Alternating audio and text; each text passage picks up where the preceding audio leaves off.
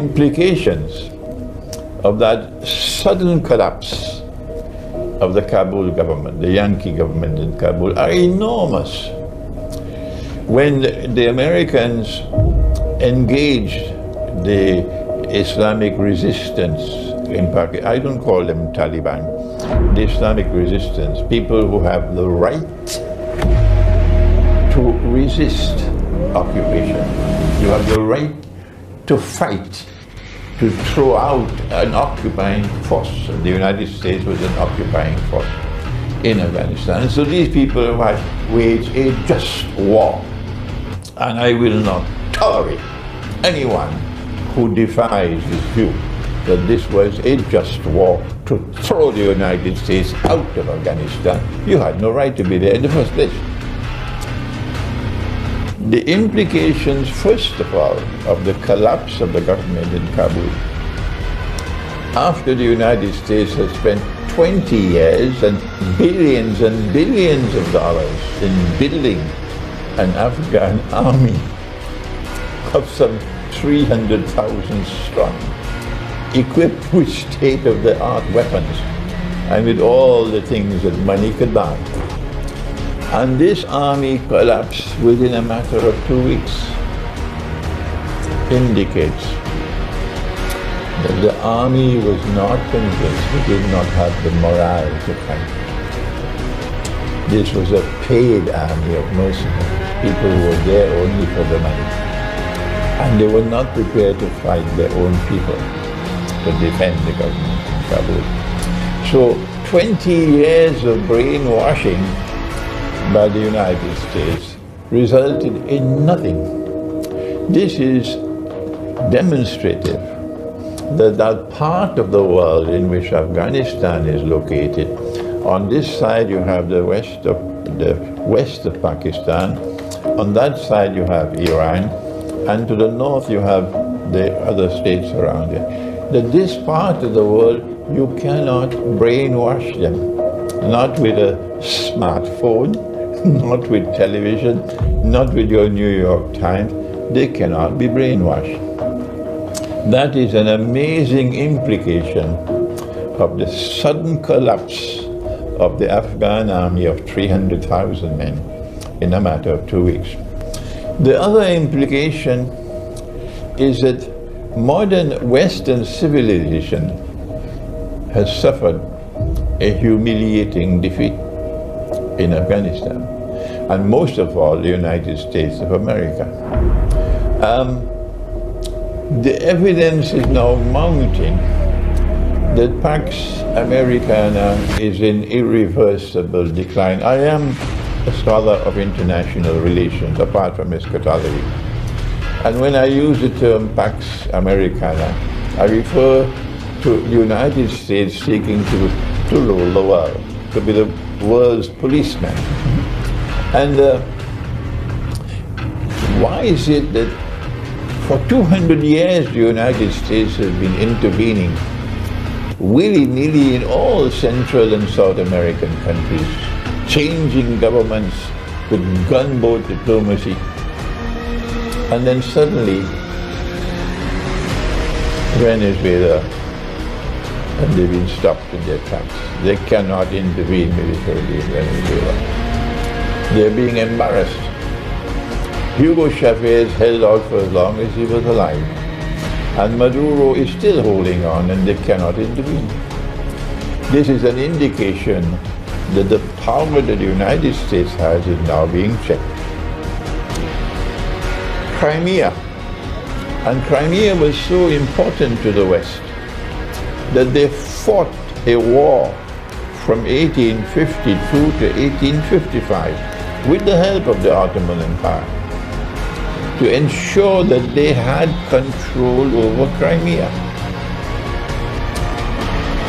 And look at what happened. That in a matter of 2 weeks, they lost Crimea, and they've not been able to recover it. This is an indication, this is an unmistakable sign that the power of the West is declining, and in particular the United States and Pax Americana. And then we turn to Syria.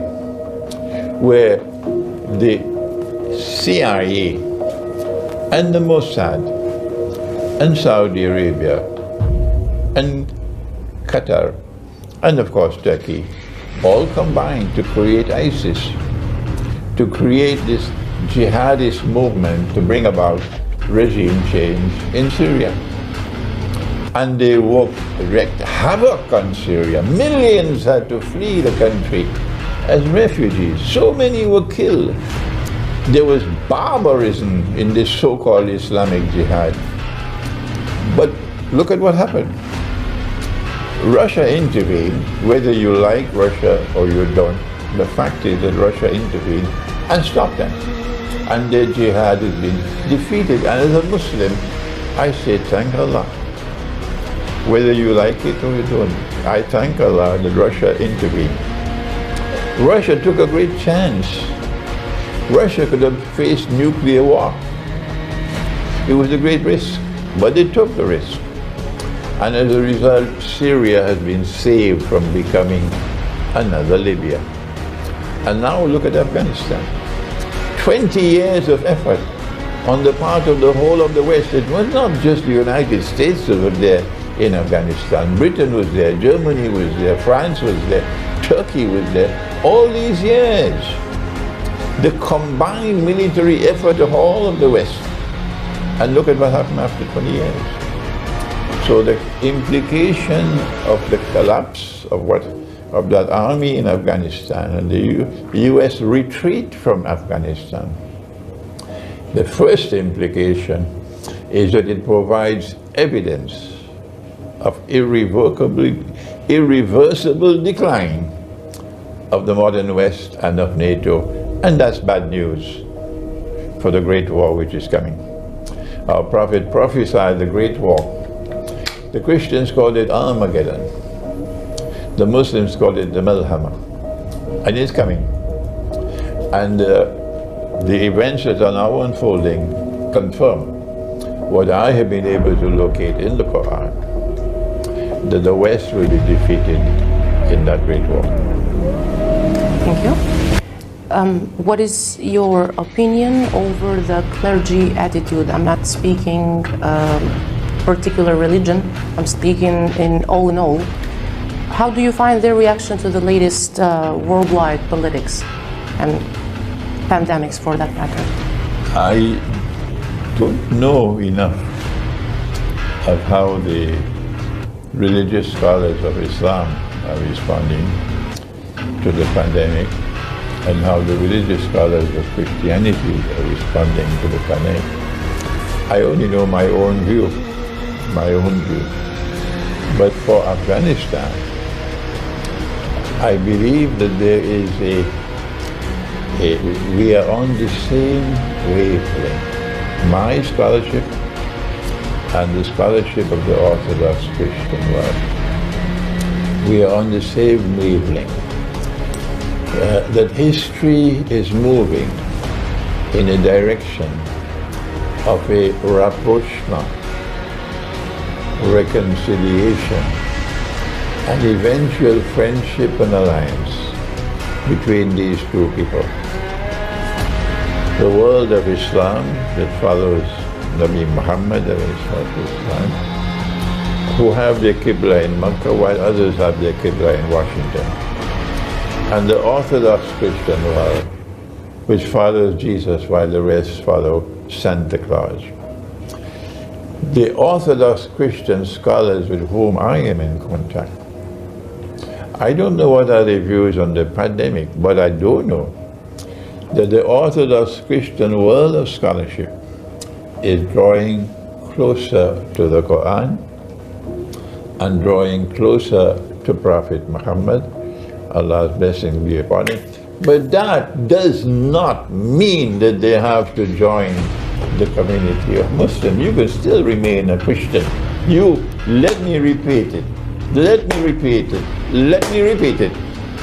That the Christian can accept the Quran as the word of God, accept Muhammad, Allah's blessing be upon him, as a prophet, and yet remain a Christian.